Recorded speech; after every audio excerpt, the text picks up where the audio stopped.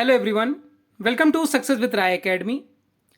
NCERT की जो series आपके लिए चल रही है उसमें हिस्ट्री सब्जेक्ट में आज क्लास सिक्स का फिफ्थ चैप्टर हम डिस्कस करेंगे।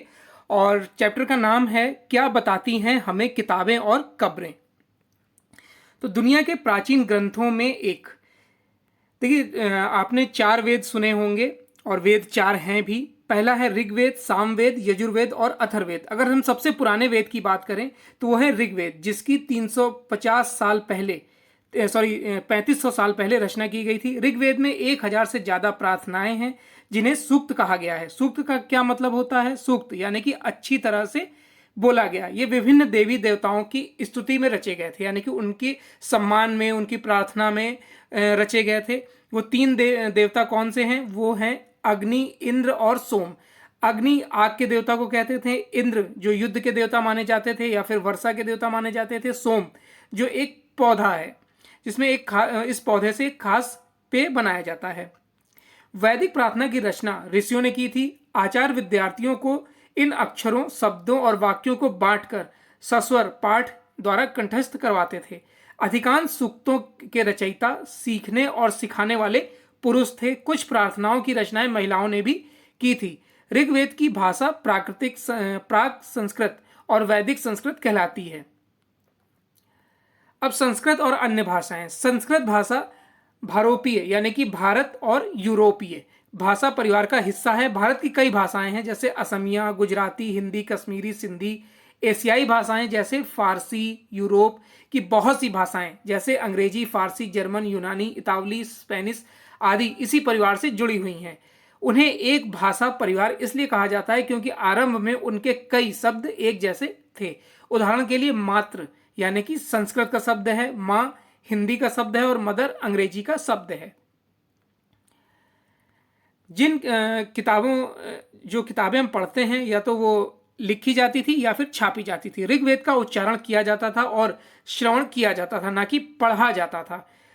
रचना के लिए कई सदियों बाद इसे पहली बार लिखा गया, जिसे छापने का काम तो मुश्किल से 200 साल पहले हुआ था। इतिहासकार ऋग्वेद का अध्ययन कैसे करते हैं? इतिहासकार यानी कि और पुरातत्वविदों की तरह ही अतीत के बारे में जानकारी इकट्ठा करते हैं, लेकिन भौतिक अवशेषों के अलावा वे लिखित स्रोतों का भी उपयोग करते हैं।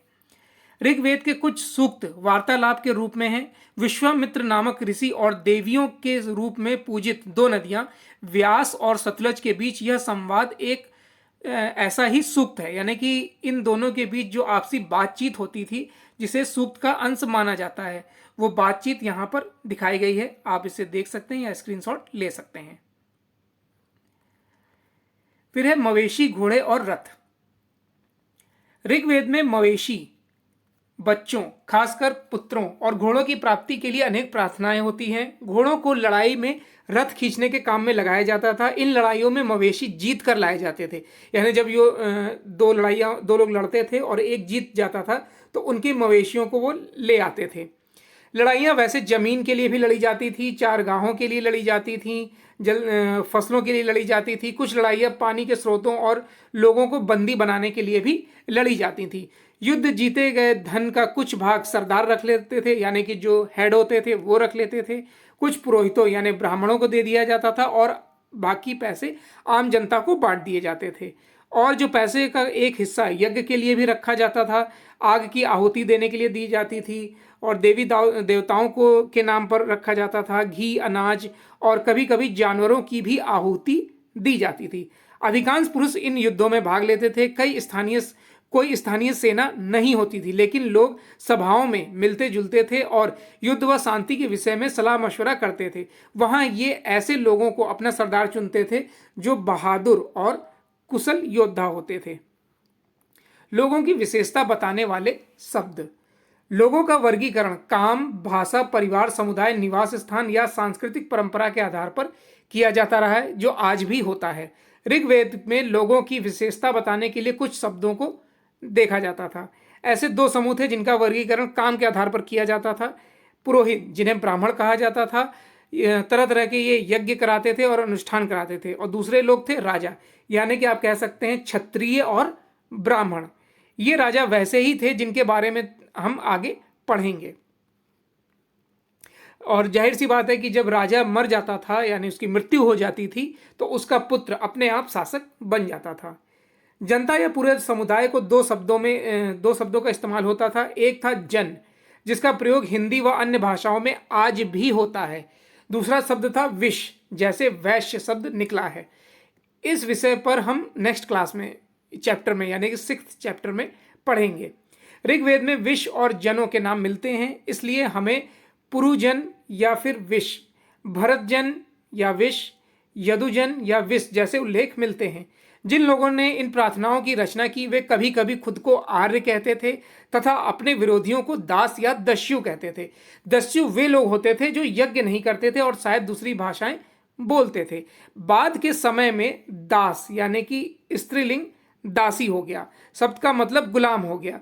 दास वे स्त्री और पुरुष होते थे जिन्हें युद्ध में बंदी बनाया जाता था, उनके मालिक की जायदाद माना जाता था, यानी कि अगर किसी ने उन्हें खरीदा है या फिर जीत कर लाए हैं तो वो उनके मसीहा हो गए, उनके मालिक हो गए। जो मालिक चाहता था उन दास और दासियों को वो करना पड़ता था। जिस युग में उपमहाद्वीप के उत्तर पश्चिम में ऋग्वेद की रचना हो रही थी उसी समय दूसरी जगहों पर एक अलग तरह का विकास हो रहा था, और वो क्या होगा हम आगे पढ़ेंगे।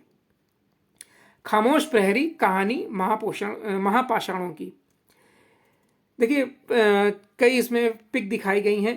ये देखिए जो शिलाखंड और इत्यादि के बारे में उल्लेख होता है, जहां महा यानी कि बड़ा और पाषाण यानी पत्थर नाम से जाने जाते हैं। ये पत्थर दफन करने की जगह पर लोगों द्वारा बड़े करीने से लगाया जाता यानी बड़े तरीके से लगाया जाता था। महापाषाण कब्रें बनाने की प्रथा लगभग 3000 साल पहले शुरू हुई थी। यह प्रथा दक्कन, दक्षिण भारत, उत्तर पूर्वी भारत और कश्मीर में प्रचलित थी। कुछ महत्वपूर्ण महापाषाण पुरास्थल मानचित्र 2 में दिखाए गए हैं, जो आप देख चुके हैं पहले। कुछ महापाषाण जमीन के ऊपर भी दिखाए गए हैं, कुछ महापाषाण जमीन के भीतर भी दिखाए गए हैं। अब देखिए ये जो पिक आपको दिख रही है, इसमें देखिए गोल पत्थर अगल बगल गोल नुमा में बड़े बड़े पत्थर लगाए गए हैं। उसके बाद फिर ये पत्थर है, ये छोटे छोटे पत्थर, और फिर ये आयताकार आपको दिखाई दे रहा है। कई बार पुरातत्वविदों को गोलाकार सजाए हुए पत्थर मिलते हैं, कई बार अकेला खड़ा हुआ पत्थर भी मिलता है। ये ही एकमात्र प्रमाण है जो जमीन के नीचे कब्रों को दर्शाता है। इन सब कब्रों में कुछ समानताएं हैं। समानता मृतकों को खास किस्म के मिट्टी के बर्तन के साथ दफनाया जाता था, जिन्हें काले या लाल मिट्टी के बर्तनों ब्लैक या रेड वेयर के नाम से जाना जाता है। इनके साथ ही मिले हैं लोहे के औजार और हथियार, घोड़े के कंकाल तथा सामान और पत्थर और सोने के गहने। ये औजार आप देख सकते हैं। लोगों को सामाजिक असमानताओं के बारे में पता करना, लोगों की सामाजिक असमानताओं के बारे में पता करना। पुरातात्विक ये मानते हैं कि कंकाल के साथ पाई गई नीचे चीजें मरे हुए व्यक्ति की ही रही होंगी। कभी कभी कब्र की तुलना में दूसरी कब्र भी मिलती थी, जो यानी कि एक कब्र होती थी व्यक्ति की और दूसरी कब्र होती थी उसके सामानों की। तो जब दूसरी कब्र खोदी गई तो उसमें सामान मिले और इसमें कंकाल मिले। यहाँ एक व्यक्ति की कब्र में 33 किलो सोने के मनके और शंख पाए गए, दूसरे के पास सिर्फ कंकाल और कुछ मिट्टी के बर्तन पाए गए। दफनाए गए लोगों की सामाजिक स्थिति में भिन्नता को दर्शाता है। कुछ लोग अमीर थे तो कुछ लोग गरीब, कुछ सरदार थे तो कुछ उनके अनुयायी। क्या कुछ कब्रगाहें खास परिवारों के लिए होती थीं? कभी कभी महापाषाणों में से एक से अधिक कंकाल मिले हैं। ये दर्शाते हैं कि शायद एक ही परिवार के लोगों को एक ही स्थान पर अलग अलग समय पर दफनाया गया था। बाद में मरने वाले लोगों को पोर्ट होल के रास्ते कब्रों में लाकर दफनाया जाता था। ऐसे स्थान पर गोलाकार लगाए गए पत्थर या चट्टान चिन्हों का काम करते थे, जहां लोग आवश्यकता अनुसार शवों को दफनाने दोबारा आ सकते थे।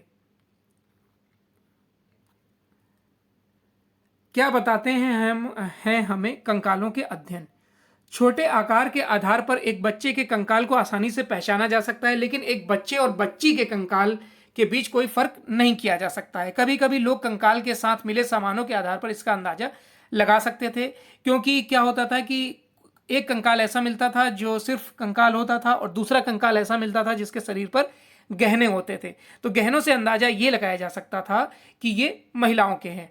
आज का जो तरीका है इसकी पहचान करने का, वो हड्डियों की जांच के तरीके से ये पता लगाया जा सकता है कि ये महिला का है या कि पुरुष का है।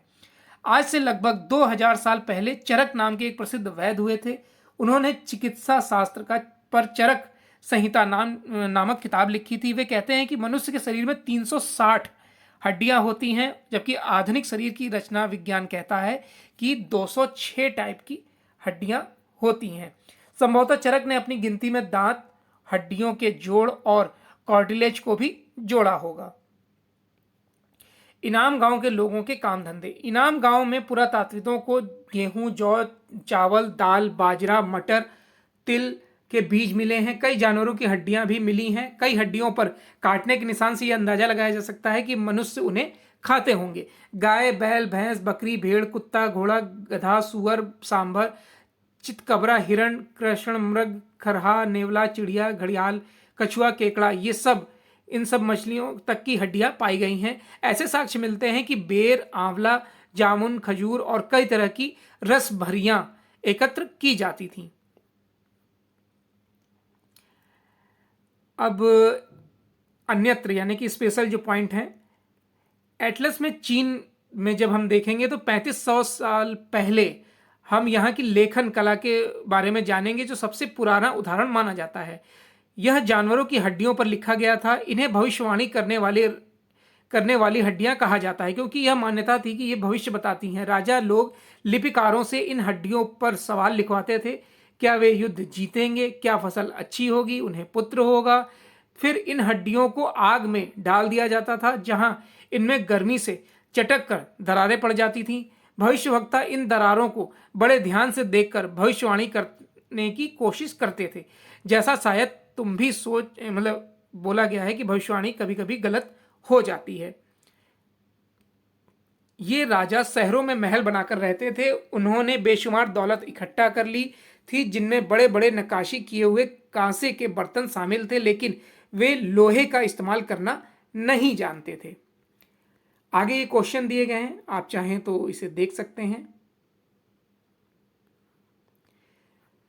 तो ये क्लास 6 का चैप्टर नंबर 5 था। आई होप आपको ये वीडियो अच्छा लगा होगा। वीडियो अच्छा लगा हो तो लाइक और शेयर कर दीजिएगा। इससे पहले की जितनी भी क्लासेस हैं वो आप प्ले लिस्ट में जाकर देख सकते हैं। वीडियो देखने के लिए धन्यवाद।